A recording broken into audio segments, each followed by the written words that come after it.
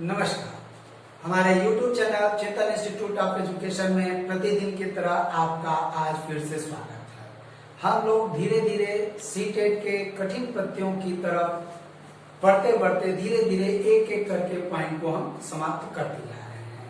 प्रतिदिन आपसे कहा जाता है कि 7 से 8 बजे तक हमारे सारे वीडियोस आ जाते हैं और आपसे यही कहा जाता है हमारे चैनल को सब्सक्राइब कर लगभग 1 घंटे के लिए नेट के पेपर के साथ साथ सीटेट टेट क्लासेस को भी हम लोग वीडियो को डाला जा रहा है।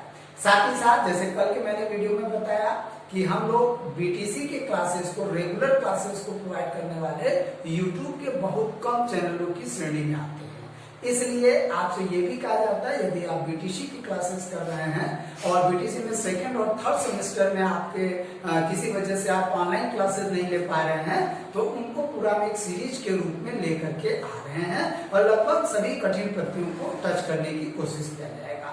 ठीक है, चलिए तो आज हम लोग जिस टॉपिक पे चर्चा करने वाले हैं वह है अभिप्रेरकों के प्रकार, काइंड्स ऑफ मोटिव्स। इसके पहले की वीडियो में जब मैंने अभिप्रेरणा पर चर्चा किया था तो अभिप्रेरणा क्या है, अभिप्रेरक क्या है, अभिप्रेरक के अंतर्गत अंतर्नोद है ना, ये जो चीजें आती हैं आवश्यकता है किस तरह संबंधित उस पर मैं एक चर्चा कर चुका हूँ। आज हम लोग जिस टॉपिक पे चर्चा करने जा रहे हैं वह है क्या आपका अभिप्रेरकों के प्रकार। यह एक ऐसा टॉपिक है जो कि सीटेट और यूपी टेट में लगभग हर बार पूछा जाता है या अदर राज्यों के टेट में भी पूछा जाता है और बाकी जो आपके एग्जाम्स वगैरह उसमें जैसे साइकोलॉजिकल बेस एग्जाम है उनमें लगभग एक टॉपिक रहता है। और सबसे बड़ी बात यह है कि इस टॉपिक में बहुत ज्यादा घुमा करके प्रश्न नहीं किया जाता है।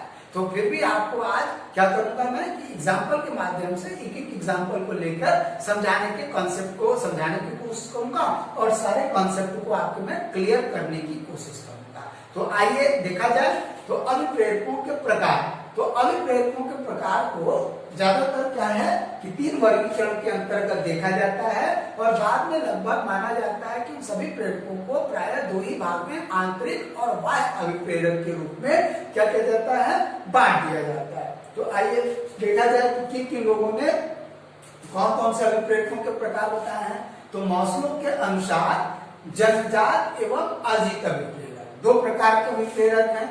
एक को जन्मजात यानी इनेट मोटिव्स और दूसरा अर्जित अभिप्रेरक एक्वायर्ड मोटिव्स है ना। जो हमें जन्म से प्राप्त होते हैं वो जन्मजात अभिप्रेरक हैं। जो हम अर्जित करते हैं स्वयं के प्रयत्नों से स्वयं के प्रयासों से हम अर्जित करते हैं उन्हें एक्वायर्ड मोटिव्स कहा जाता है। अभी आपको आगे हम लोग एक्सप्लेन किया जाएगा। फिर थॉमसन का वर्गीकरण बहुत इंपॉर्टेंट वर्गीकरण है। इन्होंने 2 पार्ट में अभिप्रेरकों को बांटा है। कौन कौन, नेचुरल यानी स्वाभाविक और दूसरा कृत्रिम यानी आर्टिफिशियल। ये इनका 2 प्रकार का वर्गीकरण है। फिर गैरेट का वर्गीकरण पूछा जाता है तो गैरेट ने 3 प्रकार के अभिप्रेरकों को 3 कैटेगरी बांटा है। नंबर 1 जैविक जो उनको बायोलॉजिक रूप में प्राप्त होते हैं, मनोवैज्ञानिक साइकोजेनिक रूप में और तीसरा सामाजिक अभिप्रेरक जो सोशियोजेनिक रूप में हमको प्राप्त होते हैं। चलिए एक प्रश्न भी पूछा जाता है कि किसने जैविक अभिप्रेरकों को प्राथमिक अभिप्रेरक कहा तो आप गैरेट का नाम देंगे वहां पर। ठीक है, ये प्रश्न अक्सर आता है। चलिए तो आगे क्या है, अब इस आधार पे हम वर्गीकरण जब देखते हैं तो ये पूछा जाता है डायरेक्ट यहाँ से पूछ दिया जाता है और जैसे कह देगा वह कौन सा अभिप्रेरक है ना, जन्मजात, मनोवैज्ञानिक, स्वाभाविक, इस टाइप के एग्जाम्पल है ना। तो इसलिए इस कॉन्सेप्ट को समझना आपके लिए बहुत जरूरी है।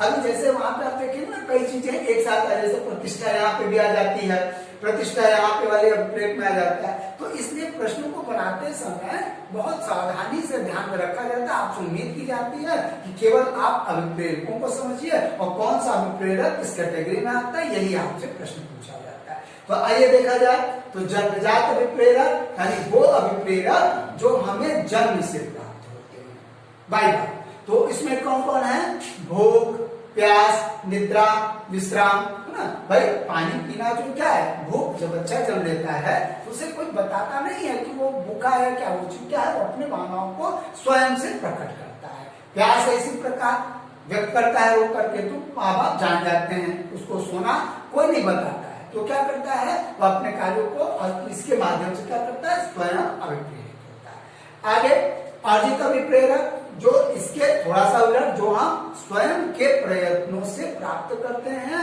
स्वयं की मेहनत से, स्वयं के प्रयासों से जो अभिप्रेरक क्या करते हैं, उनको हम प्राप्त करते हैं और जो उनको किसी कार्य को करने के लिए प्रयुक्त करते हैं, है ना। वैसे जैसे सामाजिकता और प्रतिष्ठा, प्रश्न पूछा जाएगा प्रतिष्ठा, इनमें से दो एक ऑप्शन दे देगा, कौन सा है, तो कहेंगे आप कि इसमें अर्जित अभिप्रेरक है ना। भाई प्रतिष्ठा क्या की जाती है, अर्जित की जाती है। आप अच्छे मम्मी पापा के, आपके माँ बाप सक्सेस हैं, तो जरूरी नहीं है कि आपको उस तरह का सम्मान ही मिलेगा। तो प्रतिष्ठा आपको क्या करेगा, प्रेरित करेगा उन चीजों को कार्य करने के लिए कि भाई हमें भी अपने मम्मी पापा की तरह क्या है, अपने उनके नक्शे कदम पे चलना है या अलग रास्ता बनाना और समाज में प्रतिष्ठा प्राप्त करना है। और इस प्रतिष्ठा को प्राप्त करने के लिए वो क्या करेंगे, एक अभिप्रेरक के रूप में आपको आने वाले कार्यों को करने के लिए प्रेरित करेगा। चलिए आगे आते हैं जैविक अभिप्रेरक। जैविक अभिप्रेरक जैसे वैज्ञानिक रूप में प्राप्त होते हैं, जैव की आवश्यकताओं के फलस्वरूप जो अभिप्रेरक प्राप्त होते हैं वो क्या कहलाते हैं, जैविक अभिप्रेरक। इनके अंतर्गत प्रश्न पूछा जाता है, प्रायः संवेगों को किस अभिप्रेरक के अंतर्गत रखा जाता है, यहाँ पे मैंने लिख दिया है। तो ये कैसे हैं, जैविक अभिप्रेरक। जैसे भय, प्रेम, क्रोध, है ना। अगर मान लीजिए कि किसी को क्या करना है, कि अगर मान के चलिए कि जैसे प्रेम है, तो अगर प्रेम से आप किसी भी कार्य को क्या कर सकते हैं, बच्चों से करवा सकते हैं एकदम आसानी से। तो क्या है कि जिस मात्रा में जिसके अंदर उपलब्ध है उन चीजों को, तो आप उनसे उन चीजों के टेंडेंसी को ध्यान में रखते हुए आप क्या कर सकते हैं, उन कार्यों की तरफ उनको प्रेरित करवा सकते हैं। चलिए आगे क्या है, सामाजिक अभिप्रेरक। सामाजिक अभिप्रेरक जो सामाजिक आवश्यकताओं के फलस्वरूप प्राप्त होते हैं, जैसे सुरक्षा, प्रतिष्ठा, संग्रह, है ना। अब जैसे सुरक्षा सामाजिक अभिप्रेरक है। अब आप क्या मान लीजिए कि एक परिवार है, अब आप अपने परिवार के लिए, जैसे कोरोना काल में देखा ना कि अभी भाई तमाम परिवार के लोग, बच्चे क्या हैं, जो डेली कमाते हैं, जो सारी चीजें हैं, तो क्या करते हैं, अपने परिवार को भोजन की प्राप्ति के लिए वह प्रयासरत रहे, है ना, उस चीजों के लिए। तो क्यों प्रेरित रहे, क्योंकि सुरक्षा वो चाहते थे कि हमारे परिवार को खाना प्रॉपर तरीके से मिले, पानी मिले, सारी चीजें जो है ना। तो इसलिए क्या उनके लिए उन्होंने क्या किया, सुरक्षा एक प्रेरक का काम। क्यों, क्योंकि समाज से रिलेटेड है। चलिए उसी प्रकार मनोवैज्ञानिक अभिप्रेरक, जो मनोवैज्ञानिक आवश्यकताओं के फलस्वरूप प्राप्त होते हैं, है ना। जैसे मान के चले रचनात्मकता या जिज्ञासा। अब जैसे रचनात्मकता, तो जैसे मान लीजिए कि रचनात्मकता, हर एक व्यक्ति क्या करता है, क्लास में अलग दिखना चाहता है, अलग अपनी उपस्थिति को दर्ज कराना चाहता है कि क्लास में कोई भी काम हो तो मेरा काम सबसे हटके। तो अगर जिसके अंदर रचनात्मकता है, या मान लीजिए एक सामाजिक आपका क्या है कि मनोवैज्ञानिक प्रेरक है, तो वो क्या करेगा, आपको मनोवैज्ञानिक रूप से प्रेरित करेगा वो। क्यों, क्योंकि आप उसी काम को, अगर कोई भी एक टास्क बच्चों को दे दिया जाए, तो हर व्यक्ति क्या करेगा, अपने अंदर वो क्रिएशन लाने की कोशिश करेगा और क्या करेगा, और क्लास में नंबर 1 पोजीशन लाने के लिए प्रेरित होगा। तो ये जो मनोवैज्ञानिक प्रेरक हैं, उस तरह से क्या करता है, आपको कार्य करने के लिए प्रेरित करते हैं। समझ आ गया। चलिए आपको बस इतना याद करना होगा कि रचनात्मकता कौन सा प्रेरक है, तो आप ये बताएंगे। लेकिन एग्जाम्पल, क्योंकि सीटेट बनाता भी प्रश्नों को, तो इसलिए मैं एक एक एग्जाम्पल को लेकर चल रहा हूँ। चलिए अगला क्या है, स्वाभाविक अभिप्रेरक, जो स्वभाव में प्राप्त होता है, जो नेचुरली आपके प्राप्त होता है। तो क्या है, जैसे सुख प्राप्ति या खेलना। कौन व्यक्ति है जो सुख प्राप्त नहीं करना चाहता है, तो इसलिए क्या आपका स्वाभाविक प्रेरक के अंतर्गत इसको रखना है। अब उसके बाद कृत्रिम अभिप्रेरक, बहुत ज्यादा यहाँ से प्रश्न पूछे जाते हैं, प्राय आते हैं कि क्या है स्वाभाविक। कृत्रिम अभिप्रेरक कौन है, तो जो स्वाभाविक अभिप्रेरक के पूरक के रूप में आते हैं, वो कौन से प्रेरक कहे जाते हैं, वो आपके स्वाभाविक प्रेरकों के कृत्रिम प्रेरकों के रूप में आते हैं। जैसे पुरस्कार, दंड, प्रशंसा, है ना। कोई अगर कार्य नहीं भी कर रहा है तो आप उसको पुरस्कार दे करके क्या है, क्योंकि कृत्रिम है ना, तो आपको डिसाइड करना है कि किस प्रकार का पुरस्कार देंगे आप, है ना। भौतिक देते हैं, अभौतिक देते हैं, वो कई प्रकार की कैटेगरी है। आगे चलकर मैं पुरस्कार के भी ऊपर एक वीडियो बनाऊंगा, क्योंकि सीटेट पूछ रहा है प्रश्नों पर। तो क्या है कि पुरस्कार, तो वो क्या करा, आपने पुरस्कार की रचना किया, कौन सा पुरस्कार देंगे, किस प्रकार देंगे, किस मात्रा में देंगे, ये क्या क्या कृत्रिम रूप में आया। लेकिन उसने क्या किया, बच्चों को कार्य करने के लिए क्या किया, प्रेरित किया। इसीलिए क्या किया, ये कौन सा प्रेरक है, ये कृत्रिम प्रेरक। क्लियर है। चलिए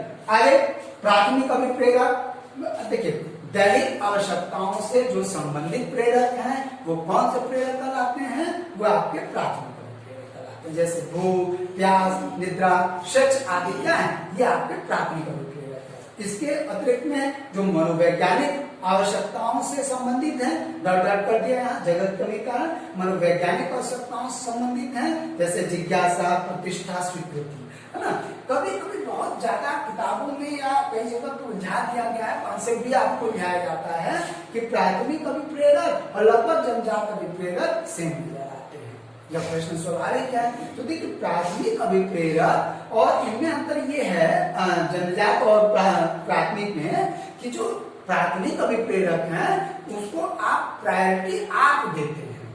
मैं इसको एक एग्जांपल से समझाने की कोशिश करता हूं। मान लीजिए कि जैसे मैंने कहा भूख, सपोज दैट कि भूख हमें यहां से भी प्राप्त है और आपका देखिए यहां भी प्राप्त है, लेकिन अब मान लीजिए कि मेरा सीटेट का एग्जाम आ रहा है, सपोज दैट कि बहुत टफ एग्जाम है, तो कभी कभी क्या है जो जिज्ञासु बालक हैं, मेहनती बालक हैं, तो भूख उन्हें दोनों ही कंडीशन में लगेगी, लेकिन अब उनको ये प्रायोरिटी में देना है कि भूख उनके ऊपर क्या करते हैं कि हावी है कि नहीं है। कुछ बच्चे अनायास जाके खाना खाएंगे, लेकिन जिनको अभिप्रेरित करेगा क्या कि वो प्राथमिक अभिप्रेरक भूख को प्राइमरी लेवल पर नहीं रखेंगे, क्या करेंगे उनके लिए कभी कभी गौर हो जाएगा वो, पर मेन क्या हो जाएगा एग्जाम में अच्छे नंबर लाना। इसलिए इनको डिसाइड करना वो हमारे ऊपर डिपेंड करता है कि किस चीज को हम प्राथमिक में रखते हैं और किस चीज को हम द्वितीय में रखते हैं। क्लियर है? ये आपके ऊपर डिपेंड करता है। द्वितीय अभिप्रेरक जो मनोवैज्ञानिक आवश्यकताओं से रिलेटेड है। अब जैसे इसका एक दूसरा भी एग्जाम्पल ले लो, फिर मैं आगे बढ़ता हूँ। अब प्यास है, तो प्यास अगर मुझे नहीं परेशान कर रहा है तो मैं एक बार बैठक में हो सकता है तो 4 घंटा, 5 घंटा, 6 घंटा या 7 घंटा भी बालक पढ़ सकता है उसको, तो वो उसकी प्राथमिकता पर डिपेंड करेगा ना। और लेकिन मिला तो उसको क्या है, वो दोनों ही उसको जन्मजात रूप में मिला है। तो प्राथमिक अभिप्रेरक वो है जिन्हें हम क्या कर सकते हैं अपने दैहिक आवश्यकताओं के अनुरूप। चलिए, मनोवैज्ञानिक आवश्यकताओं से संबंधित जो भी प्रेरक है, जिज्ञासा, प्रतिष्ठा, स्वीकृति आदि आपके उसमें है। तो मैक्सिमम लोग क्या है कि यही कैटेगरी बताते हैं, लेकिन अब कई किताबों में आप देखेंगे कि सारे अभिप्रेरकों को मिलाकर केवल 2 अभिप्रेरक कई किताबों में बताए गए हैं। जो कि एक अभिप्रेरक वो है जो हम स्वयं से प्रेरित होते हैं, आंतरिक रूप से प्रेरित होते हैं किसी कार्य को करने के लिए। वो कौन से हैं? आंतरिक है। तो आंतरिक और जिन्हें हमें कोई बाह्य परिस्थितियां, बाह्य स्थितियां, बाह्य आवश्यकताएं, बाह्य समस्याएं, है ना, ये चीज जो बाह्य रूप से हमको प्रेरित करता है किसी कार्य को करने के लिए, तो वो बाह्य अभिप्रेरक कहे जाते हैं। जैसे आंतरिक अभिप्रेरकों में जैसे जो स्वयं से करते हैं, जैसे व्यक्तिगत, है ना, जैविक, प्राथमिक, जन्मजात अभिप्रेरक, इनमें से छांट करके हमको ये आंतरिक रूप से व्यक्ति को प्रेरित करते हैं, इसीलिए क्या है इस कैटेगरी में शामिल है। और इसके उलट जो व्यक्तिगत अगर यहाँ है तो यहाँ बाह्य में सामाजिक होगा, जैविक है तो कृत्रिम, प्राथमिक है तो द्वितीयक यहाँ है, जन्मजात है तो यहाँ पर, अर्जित यहाँ पर है। तो इसलिए बहुत ज्यादा घबराने की जरूरत नहीं है। तो यही आपका लगभग अभिप्रेरकों के ऊपर ऐसे ही आपको प्रश्न बनते हैं। एग्जाम्पल के माध्यम से आपको मैंने क्लियर भी कॉन्सेप्ट को किया। आपसे बस इतनी उम्मीद की जाती है कि आप डेली 7 से 8 बजे तक लगभग 1 घंटा समय निकालकर अगर नेट की तैयारी कर रहे हैं तो भी हमारे वीडियो को देखिए, अगर सीटेट की तैयारी कर रहे हैं तो भी आप हमारे वीडियो को देखिए टेट के साथ साथ। यदि बीटीसी के बच्चे हैं तो मैथ के क्लासेस स्टार्ट हो गए हैं अभय के मार्गदर्शन में, तो आप क्या करें उनके भी क्लासेस को देखिए। और मैं भी आगे वाले समय में द्वितीय और चतुर्थ सेमेस्टर के कई थ्योरेटिकल सैद्धांतिक विषयों को लेकर के आऊंगा और सीटेट के एग्जाम के आसपास जुलाई के फर्स्ट वीक तक आ जाएगा तो क्लासेस को चालू लेकिन मैथ के क्लासेस चालू हो गए हैं। तो प्लीज हमारे इस चैनल को सब्सक्राइब करिए और क्या करिए ज्यादा से ज्यादा शेयर करने की कोशिश करिए और अपने सारे कॉन्सेप्ट को एक ही वीडियो में क्लियर करिए। धन्यवाद।